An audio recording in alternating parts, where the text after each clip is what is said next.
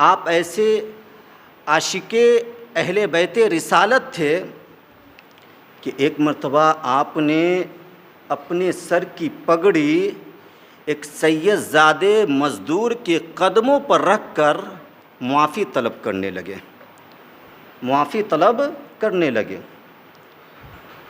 واقعہ بڑا طویل ہے لیکن مختصر میں آپ کو سمجھانے کی کوشش کر رہا ہوں۔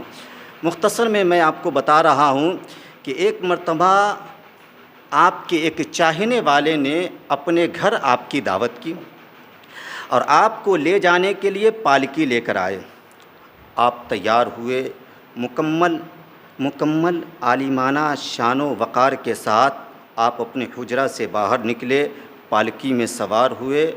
مزدوروں نے چاروں جانب سے پالکی کو اٹھایا اور لے جانے لگے۔ آگے پالکی جا رہی تھی اور پیچھے عقیدت مندوں کا ایک بڑا سا ہجوم جا رہا تھا۔ ابھی تھوڑی دور آگے گئے تھے کہ آپ نے مزدوروں سے کہا کہ پالکی نیچے اتارو۔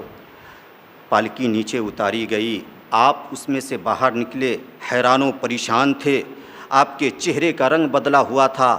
آپ نے اسی حالت میں ان مزدوروں سے کہا کہ اے مزدوروں بتاؤ تم میں آل رسول کون ہے، اولاد رسول کون ہے؟ سارے مزدور خاموش ہو گئے، جو چاروں جانب مزدور تھے وہ چاروں مزدور خاموش ہو گئے۔ پھر آپ نے کہا کہ اے لوگوں سنو، میں تجھے رسول خدا کا واسطہ دیتا ہوں، آپ بتاؤ کہ آپ میں آل رسول کون ہے؟ اس لیے کہ میں آل رسول کی خوشبو محسوس کر رہا ہوں۔ سبحان اللہ، اولاد رسول کی مہک محسوس کر رہا ہوں۔ جبھی تو زمانہ کہتا ہے کہ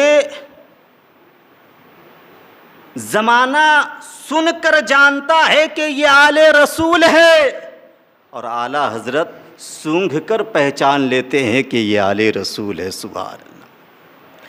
تو اس میں سے ایک مزدور کے چہرے کا رنگ پھیکا ہو گیا۔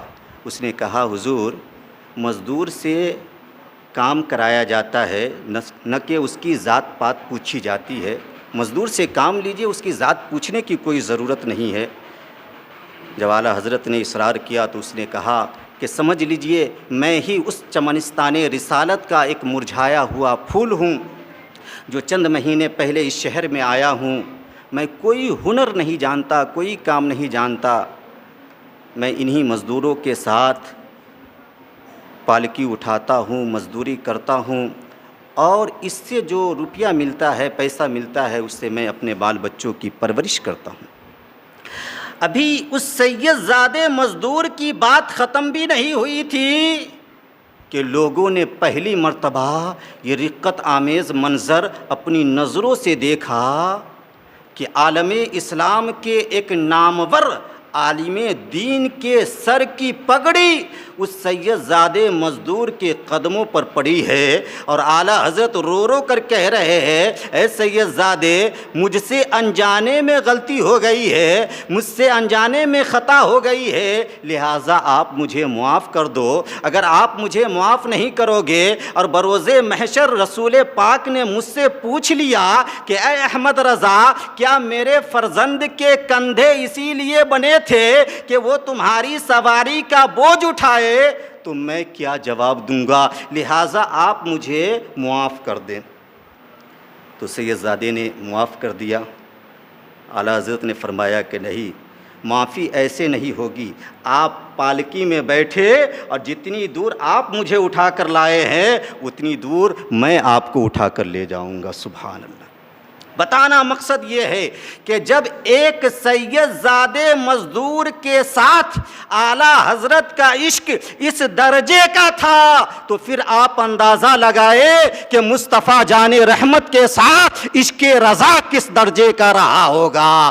آپ خود فرماتے ہیں کہ کرو مدح اہل دول رضا، پڑے اس بلا میں میری بلا، ارے میں گدا ہوں اپنے کریم کا، میرا دین پارائے نہ نہیں، وہ کمال حسن حضور ہے کہ گمان نقص جہاں نہیں، یہی پھول خار سے دور ہے، یہی شمع ہے کہ دھواں نہیں۔